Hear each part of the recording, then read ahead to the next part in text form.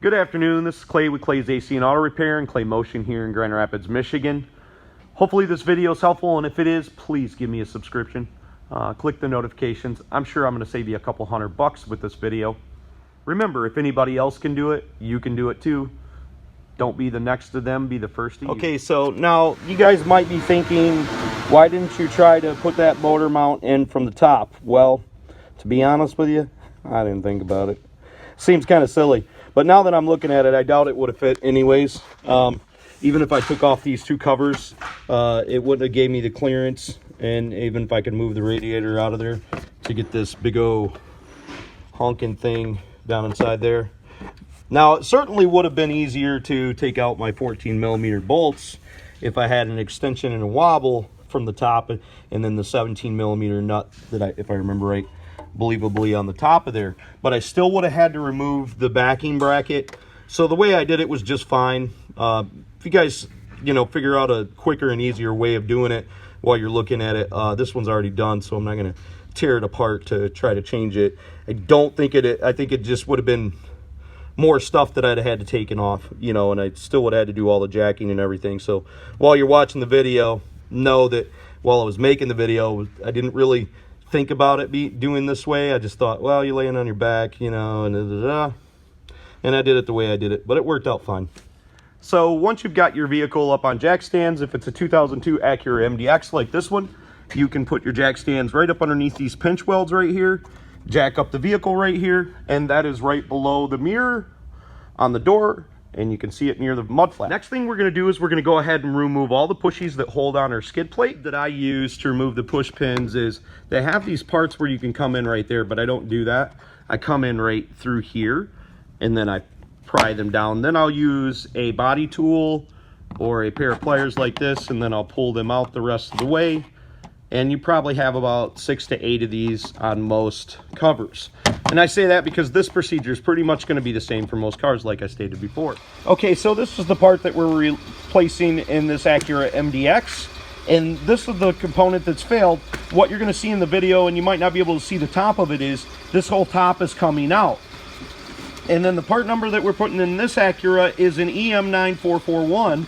So I'm going to show you that here real quick. Okay, so now we need to remove 4 bolts, 1 nut, 14mm on the 4 bolts of the base, right here, there, and then we need to remove the 17mm nut on the spindle. We sprayed it down with some PB Blaster to get it to come out quicker and to make it a little bit easier. Okay, so to remove the 4 bolts, I used a long gear wrench, and particularly want to point out the rear one right here. On the back side, not this front bolt, but the back bolt right there, I took it and put it behind, and then I had just enough space to move it inside there. That's how I removed that one. And then this other front one, I went from this direction kind of on an angle and put it in there so it would be easier for you to remove. And the penetrant certainly helped get the bolts a little bit freer. So to get the back bolt, I'm going to use a 14mm stubby gear wrench on the back side one, just because the swing is greater. And I'm also going to use it on the front one as well, because I can still swing it further and get more leverage on the bolt, or less leverage on the bolt, but get it out because it's already loose. Okay, before we end up removing the last bolt or two out of here, we're going to want to go ahead and take our 17mm nut off the top. Now, it's a little bit too confined space to have a 17mm gear wrench, the long ones that I normally use up there. So what I'm going to do to get myself leverage to be able to get it loose is I took 2 wrenches, put them together like this, and you're going to turn it in a counterclockwise motion when it's up there, so lefty-loosey. So my 2 wrench method didn't really quite work because I was limited on space and on the angle of the wrench. So what I did was I took a long pry bar and I kind of bent this a little bit, but we'll just bend that back. It's just some sheet metal right there. And I pried on the wrench up against the metal and push, and then that loosened up the nut. It was actually relatively easy. So now we're at a point where we need to remove the bracket that's bolted to the engine, or we need to drop down the cradle. Now we're in the north, so we have to deal with rust and stuff, and sometimes when you want to pull these bolts out, that would allow the cradle to drop down enough to be able to get the upper bracket off, you might break the bolt off inside there. So we're not going to go from that direction, and we're not going to drop the cradle down. What we're going to do is we're going to remove the bracket that's mounted to the engine. And how you do that is there's going to be 3 bolts. 2 of them down here, and then 1 on top. Now this bolt particular right here sits very close to the motor mount, and you're probably not going to be able to remove it all the way out. So it's going to be the last bolt that we take out. But we're going to need to be able to loosen this bolt up, and the only way to loosen this bolt up is with the 14 millimeter, and I know this is a 17, you're going to need to use the open inside. Now that means you're going to have to use a pretty heavy duty wrench.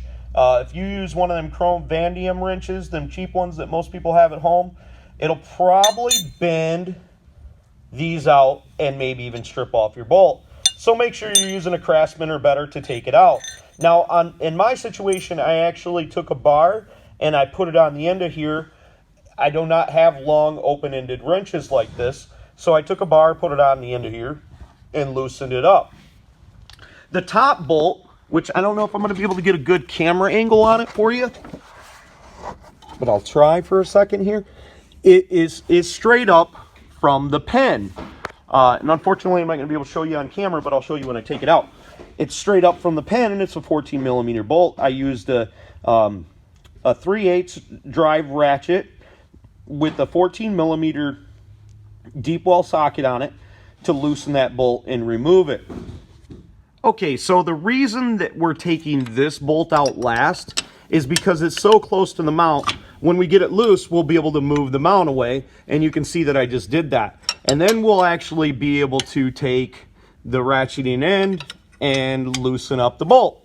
So now our disassembly is almost complete. Okay, so if you don't use the crate, if you're not lowering down the cradle, which is a possibility, you could have done that as well, and you're using it, at one point you're going to want to jack up the engine. You're going to need the engine jacked up for a couple different reasons. Because you don't want the pressure on the bolts that are holding the mount on there. You want to take that pressure off of them. And also for alignment purposes, when you go to put it back together, you're going to want to be able to move that engine up and down. Now, you're probably thinking, why didn't you just go ahead and lift the engine all the way up and take it off of the pen? Well, one, it probably won't go up that far, but you also put a lot of strain on the electronics underneath the hood, and you don't know the clearances of everything in the back of the engine. So removing the motor mount or lowering down the cradle is the simplest way. And yes, you can lower down the cradle. I probably wouldn't have ended taking these bolts all the way out without damaging anything else, and it will teeter down a little bit. But I wasn't certain that it was going to teeter down enough for me, and it just seemed to make more sense to remove the bracket on the back of the engine, even though it was a little bit more encompassing working on it in the driveway on your back. Okay, so one of the next steps that we're going to perform is we're going to remove 2 12 millimeter bolts that hold our dampener on, and we're going to move that out of the way. And then one of the other things that we're going to do is we're going to remove the brown plug and the black plug so we can get the mount out. Then we're going to remove the 10 millimeter nut that holds on our ground strap so it's not in our way when we're trying to fight it. We are going to work around the lower radiator hose and then one of the transmission lines, and we're going to squeeze that thing right through here and bring it out into the space that's a little bit more open. Then we're going to go ahead and remove 3 of the 17 millimeter bolts that hold on our brackets and our cradle. The cradle's going to come down about that far. And then once we've kind of worked it past our radiator hose and our transmission line, which you'll see up inside there, we're going to go ahead and bring it out. And with a little bit of maneuverability, should come right out now, and then we can insert the new one. Now, during reassembly, don't forget one of the #1 clayway rules. Well, it's probably #2. Do not forget, before you tighten any bolts down snugly and securely to get all your bolts started, #1 rule is don't take candy from strangers. But there is exceptions to that rule.